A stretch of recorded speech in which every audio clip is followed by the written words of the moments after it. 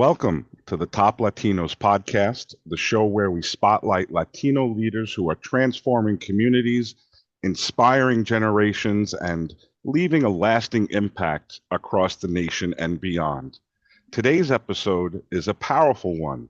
Our guest is Reverend Joel Peña, who leads the Church of the Brethren in Lancaster, Pennsylvania. He is a man of unwavering faith, pastoral vision, and deep social commitment.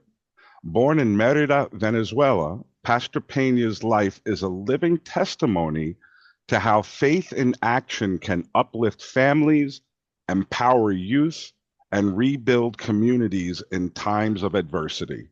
We're honored to welcome a proud Latino leader, Reverend Joel Peña. Welcome to the show, sir. Thank you, Sal. It's a privilege to be here. Thank you very much. The privilege is ours, sir. So let's start at the beginning. You were born and raised in Mérida, Venezuela. How did your early faith and upbringing shape the man and leader you are today? Yes, I had the privilege, the blessings to grow up with parents who truly love God and His Word. And our home was filled with love, faith, and strong values.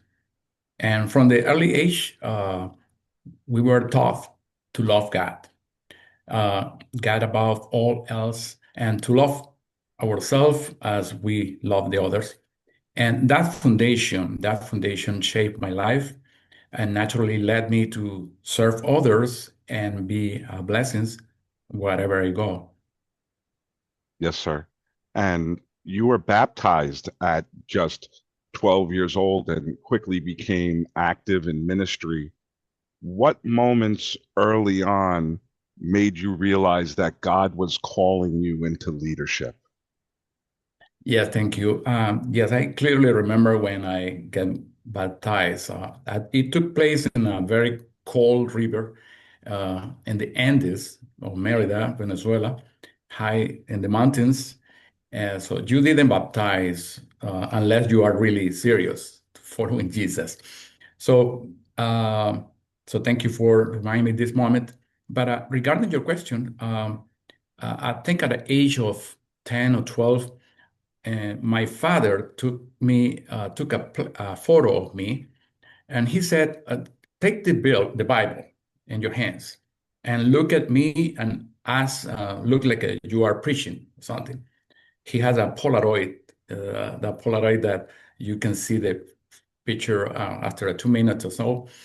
And that moment, that picture, in some ways, was a kind of declaration over my life.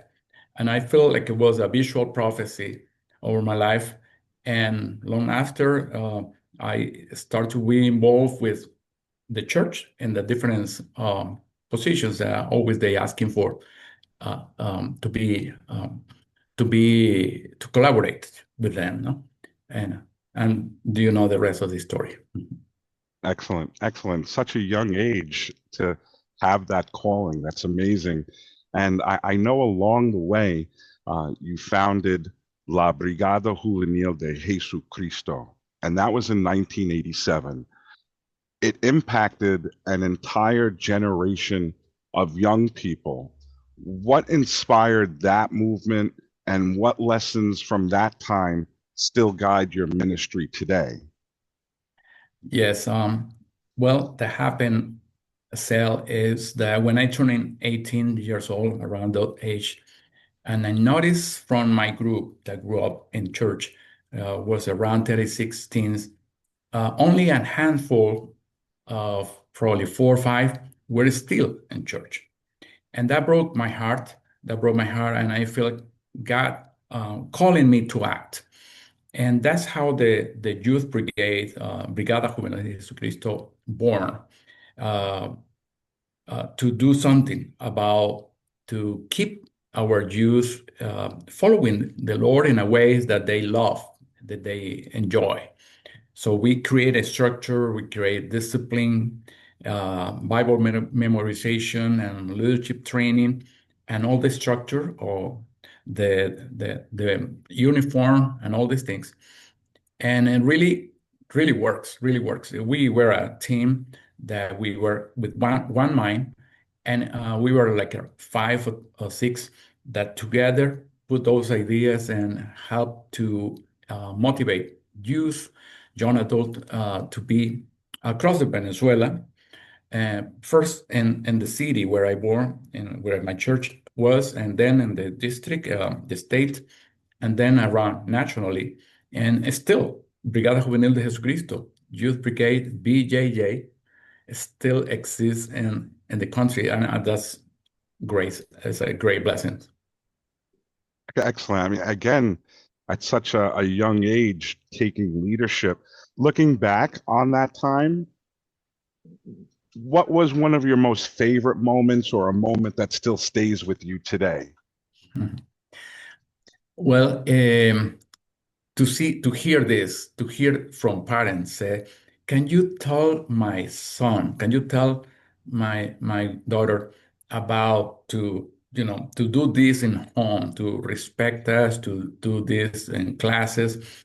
And so the parents has such a they see such an impact of our role as a mentors to them that they ask us to help them out to continue living, to guide them and those moments were fantastic.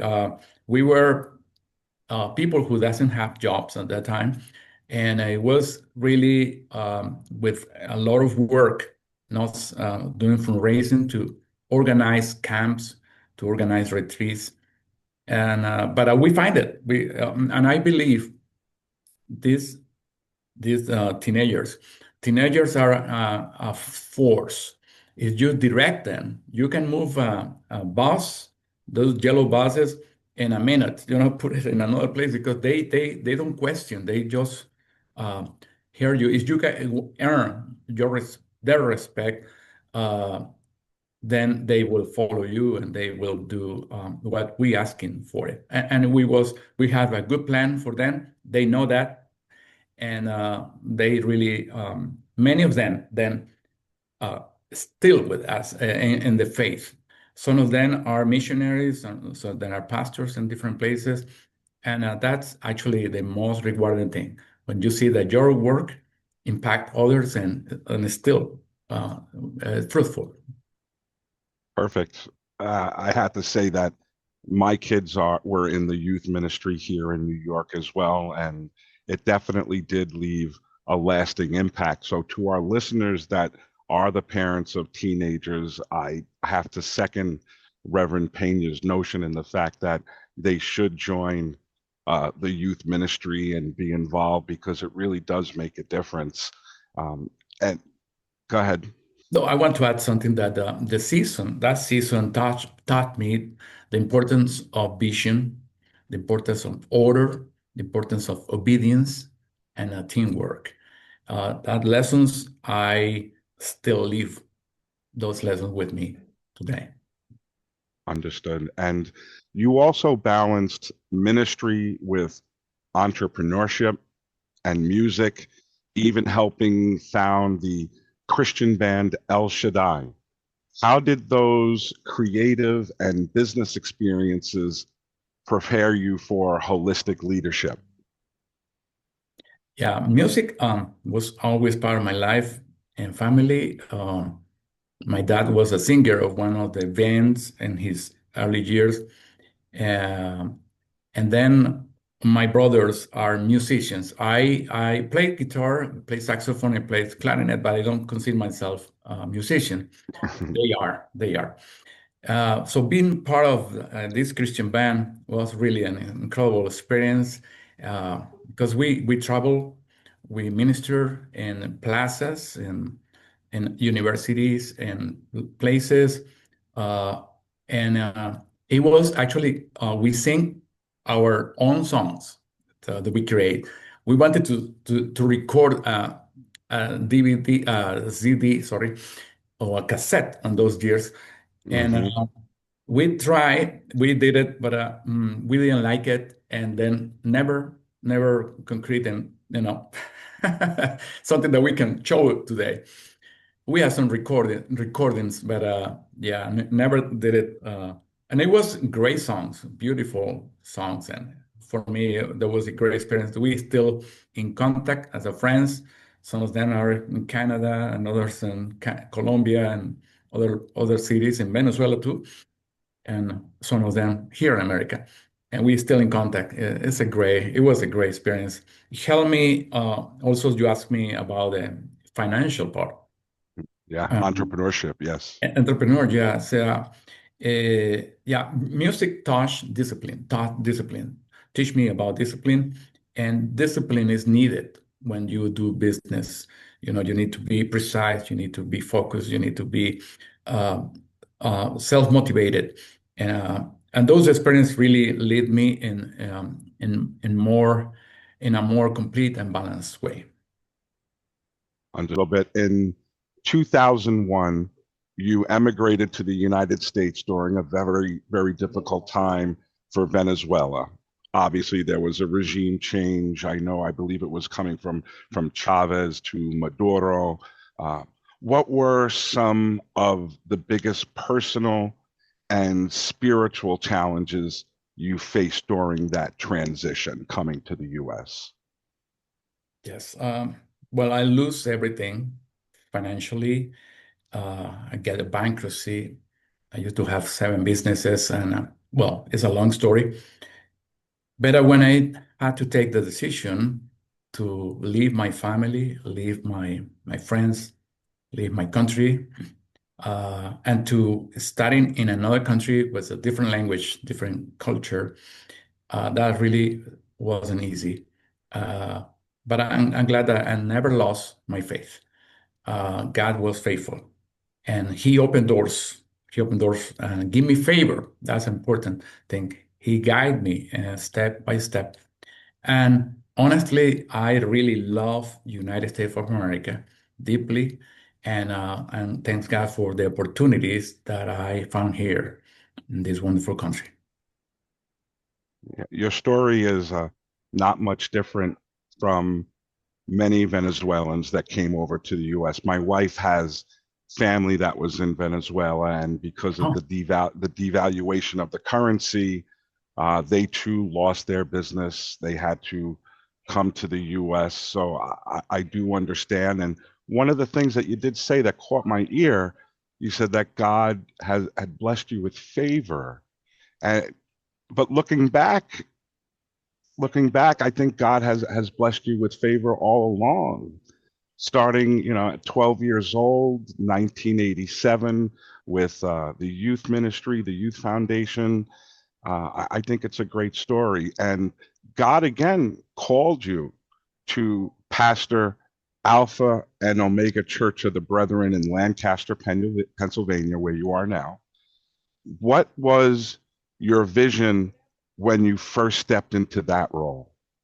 yes, I was in some other churches during my early years, and when I come here to America, and the door of to become pastor was open for me. I have this idea to build a healthy church filled with love that brings people to Jesus. Is a difficult task because people has so many issues, but that's the vision I got developed for this church, Alpha and Omega, to build a healthy church filled with love that brings people to Jesus. And over the years, God help us to grow and plant other churches also, 4, 5, 6 churches, and raise leaders, and that's wonderful. And now I just a couple of months ago, I served as a pastor for 20 years in the same church, and has been an incredible journey. And I'm so glad and bless the Lord for this privilege. Yes, congratulations on the 20 years. It's Thank you. very nice. You're very welcome. It's nice to hear that you were able to grow the church. And I know that you were also able to grow the Alpha and Omega Community Center. And the community center has become a lifeline for thousands of Hispanic families. Why was it important for you that ministry extend beyond the pulpit and into direct community service? Yes, I believe the faith must be live out, not just preach.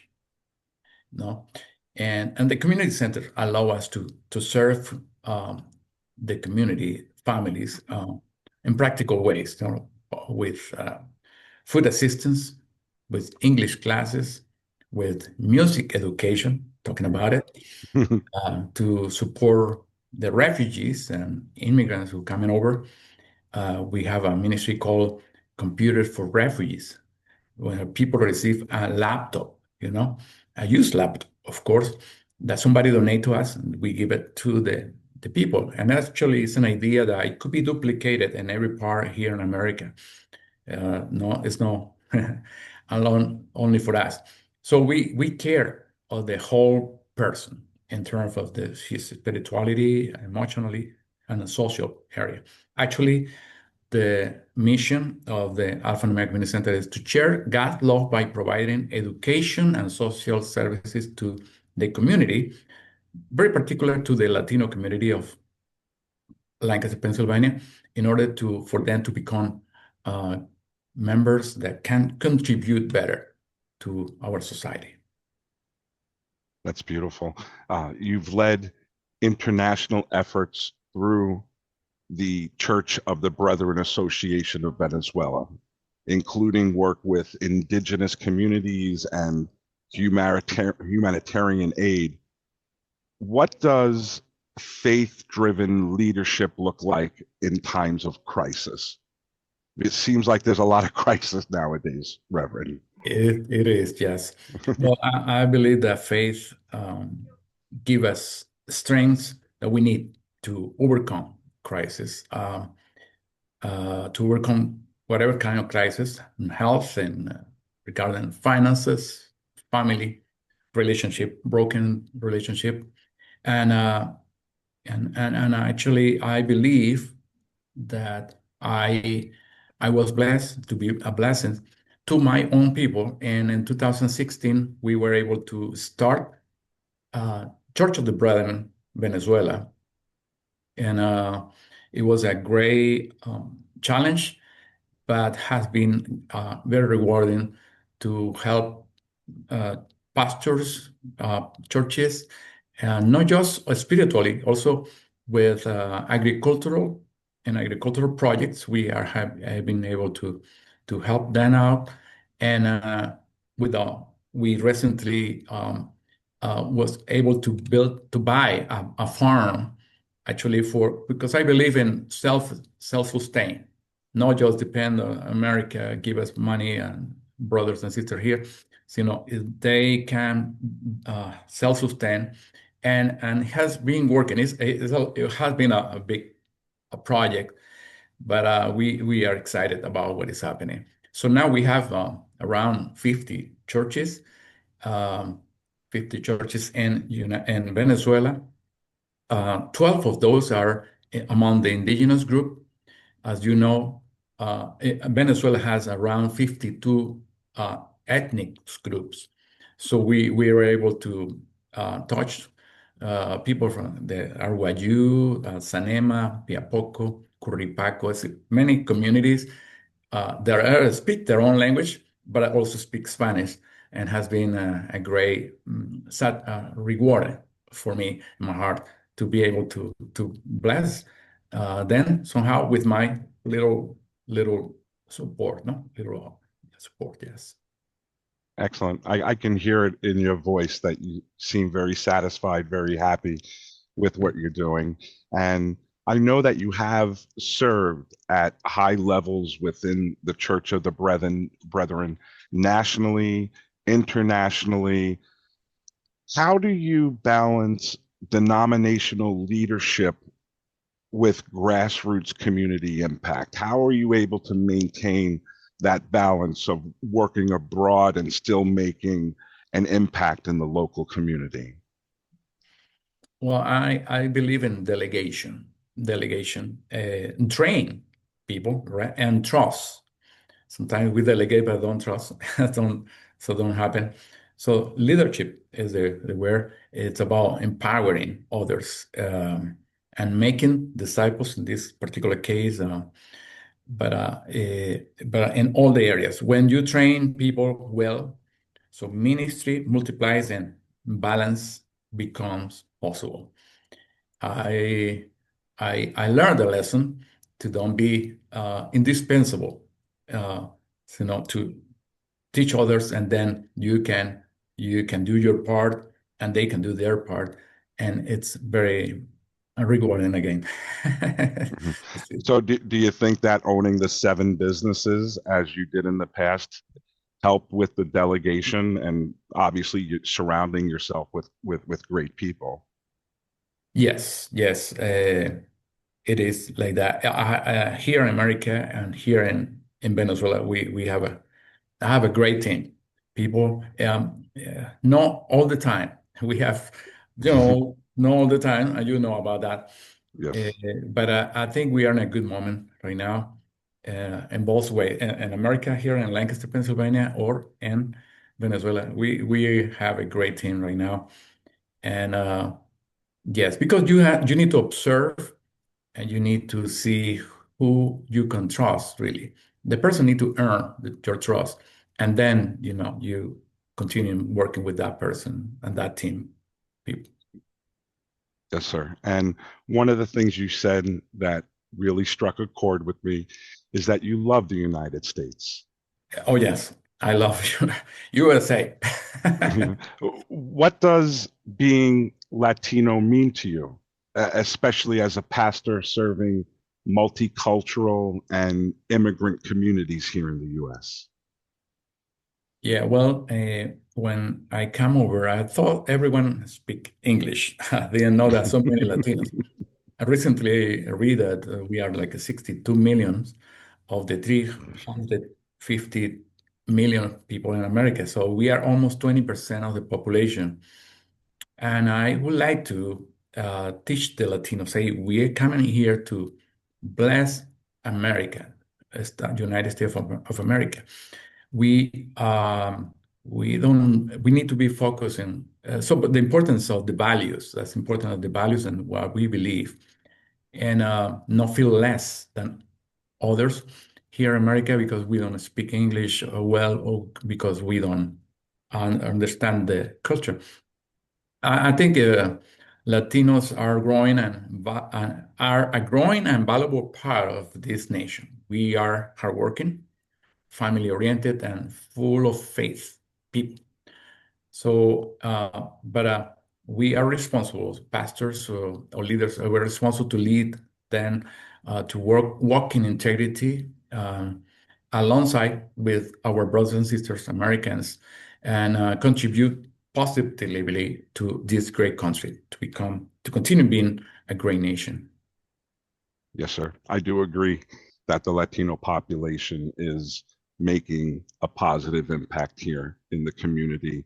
And you did say that, values, family orientation, your wife, Mary Jane, and your children are clearly central to your life.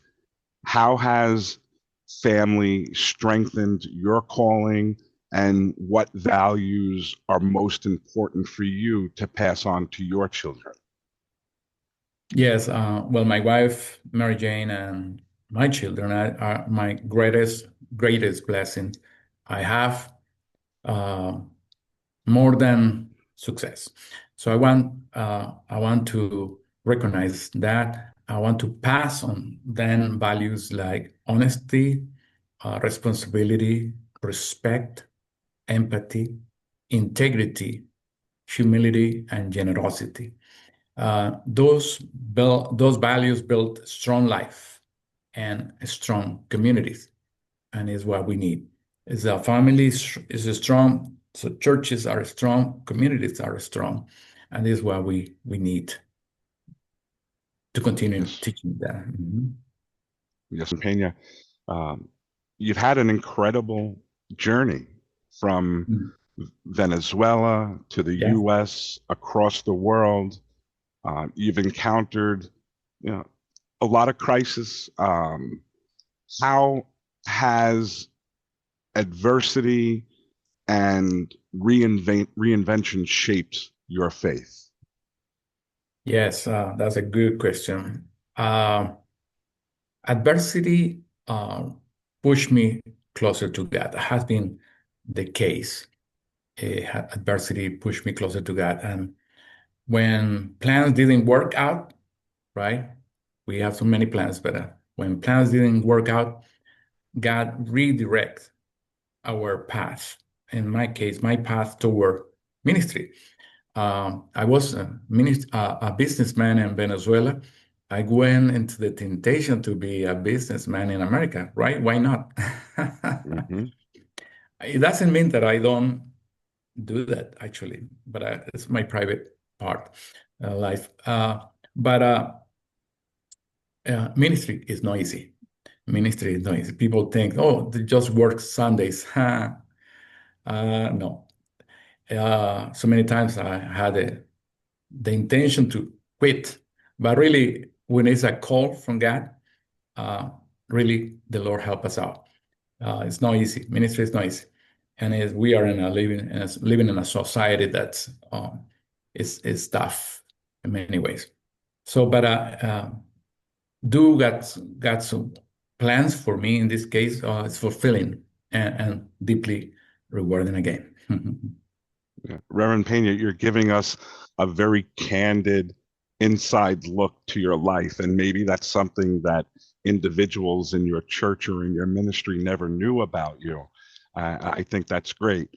With that being said, if anyone from your church or if anyone that's listening to this podcast, that is a young Latino leader, what message would you give them to those who feel called to serve but may feel limited by circumstance or by fear?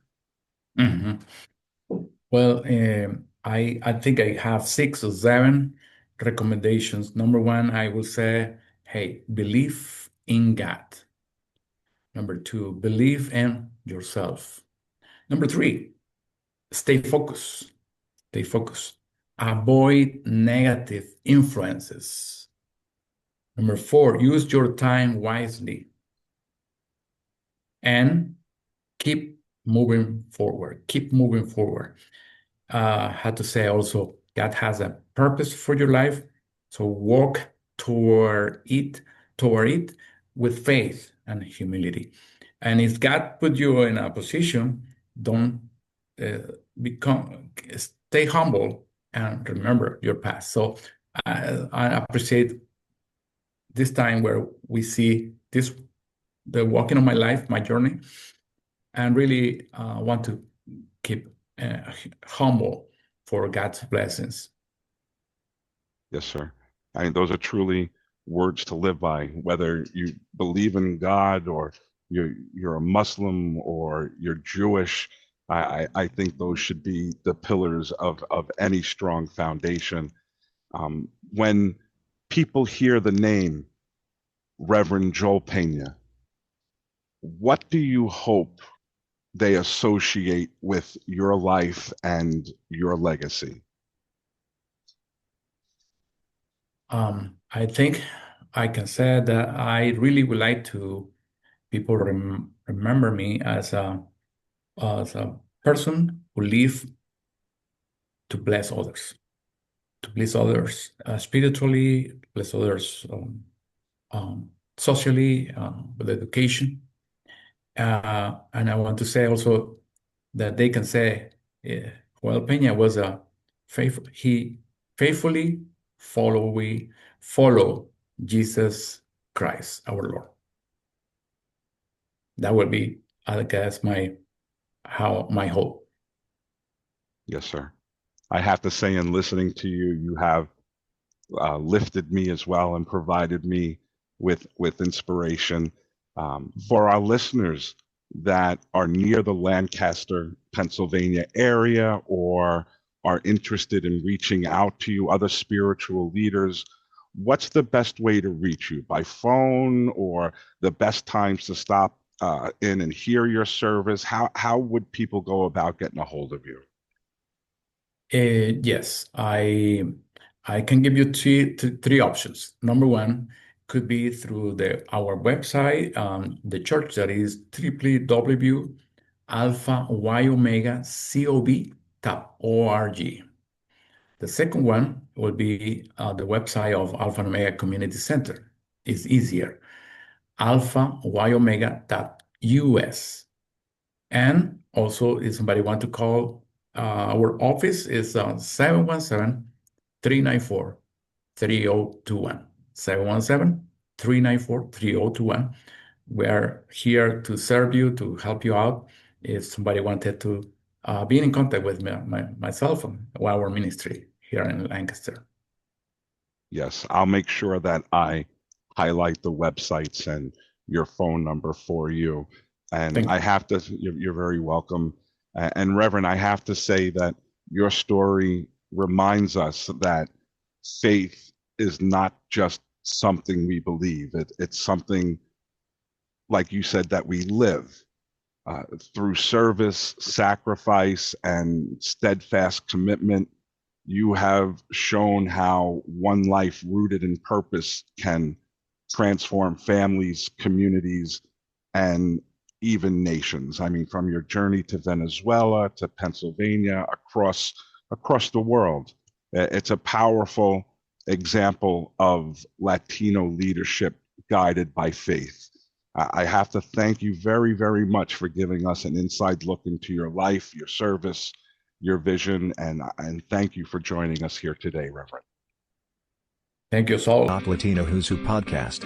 Since 2010, we have celebrated the accomplishments of the Latino community. If you would like to be featured, go to www.toplatinos.us. Be sure to like and subscribe.